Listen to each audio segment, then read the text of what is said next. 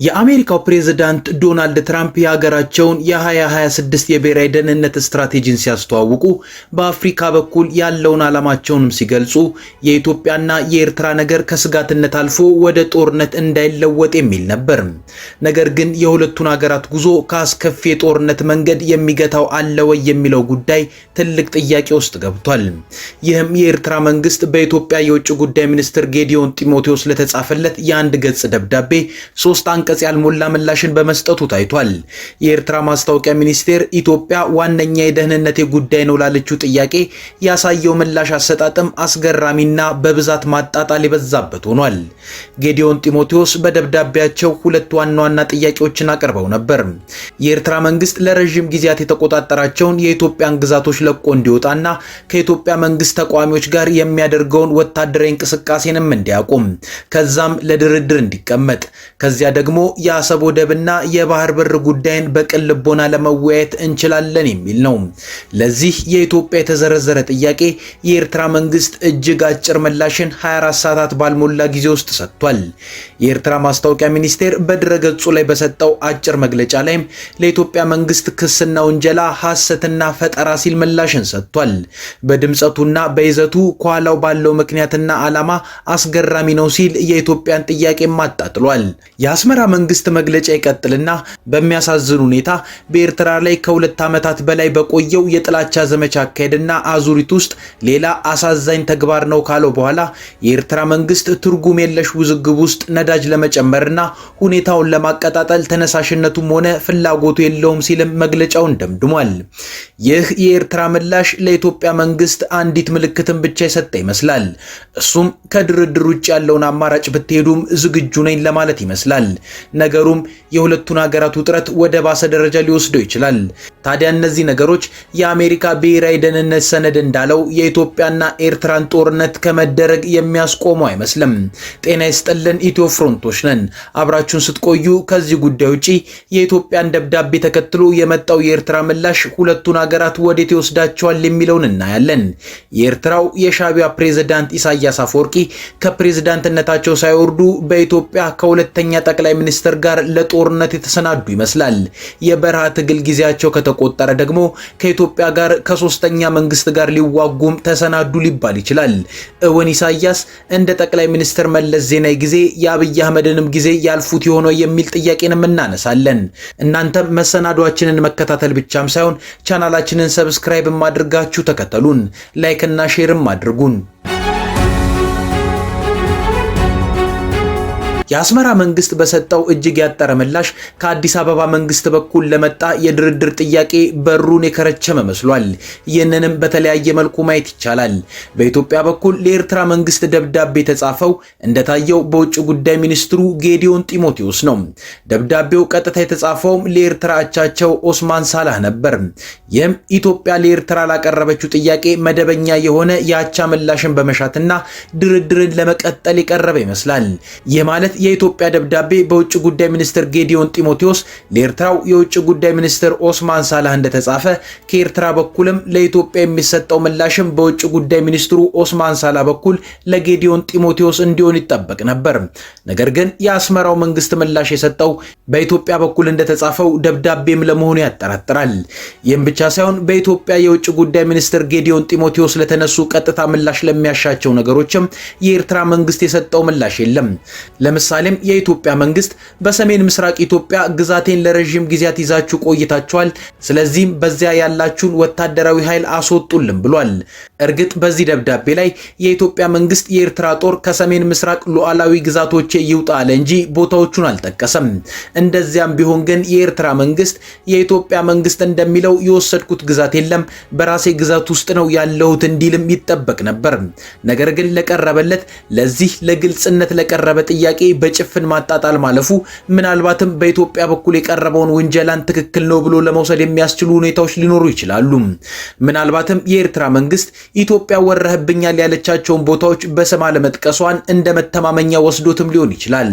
ነገር ግን ኢትዮ ፍሮንት ከአካባቢው ነዋሪዎች እንደተረዳቸው የኢትዮጵያ መንግስት ከሰሜን ምስራቅ አካባቢ ተወሰደብኝ ያላቸው ቦታዎች በአፋር ክልል ያሉ ቦታዎች ሲሆኑ ከነዚህም ውስጥ 5 ቀበሌዎች ይገኙበታል።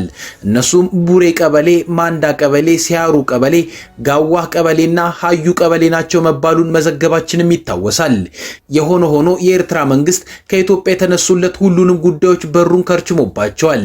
ኢትዮጵያ እንኳን የኤርትራ ግዛት የሆኑ የባህር በሮች ላይ የመደራደር ጥያቄዎቿ ምላሽን ሊያገኙ የገዛ ሉዓላዊ ግዛቴን ልቀቁ ላለችው ምላሽን አላገኘችም።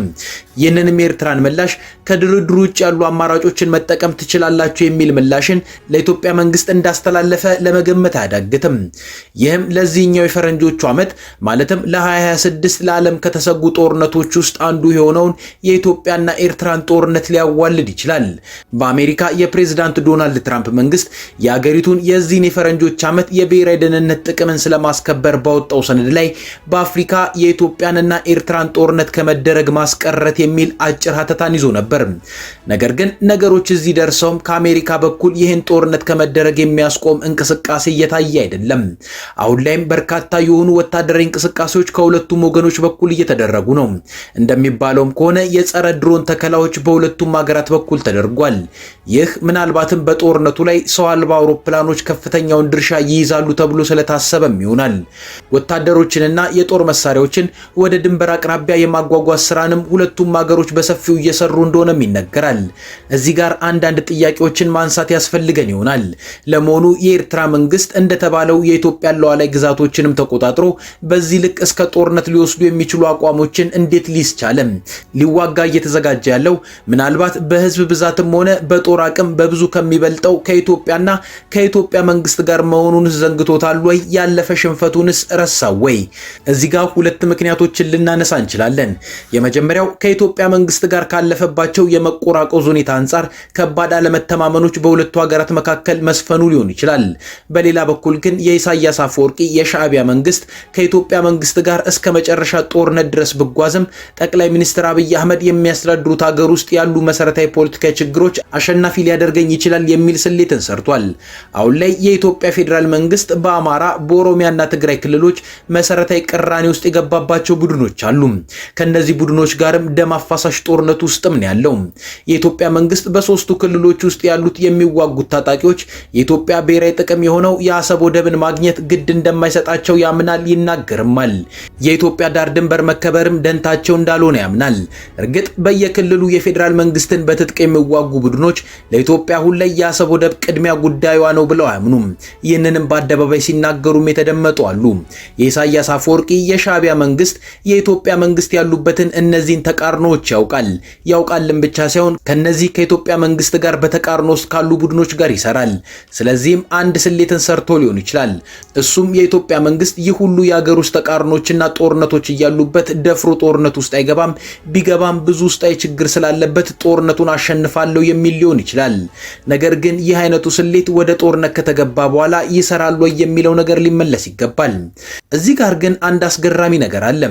እሱም ኢሳያስ አፈወርቂ ከኤርትራ ፕሬዝዳንትነታቸው ሳይወርዱ ከኢትዮጵያ ሁለተኛ መንግስታቸው ጋር ጦርነትን ሊገጥሙ መዘጋጀታቸው ነው። የበረሃ ትግላቸው ሲጨመር ደግሞ አሁን የተዘጋጁበትን ጦርነት ከኢትዮጵያ መንግስት ጋር የሚያደርጉት ሶስተኛ ጦርነት ነው የሚሆነው። ታዲያ እዚህ ጋር አንድ ጥያቄ ይነሳል። እሱም ፕሬዝዳንት ኢሳያስ አፈወርቂ ጠቅላይ ሚኒስትር መለስ ዜናዊን እንደተሻገሩት ጠቅላይ ሚኒስትር አብይ አህመድንስ ይሻገራሉ ወይ የሚል ነው።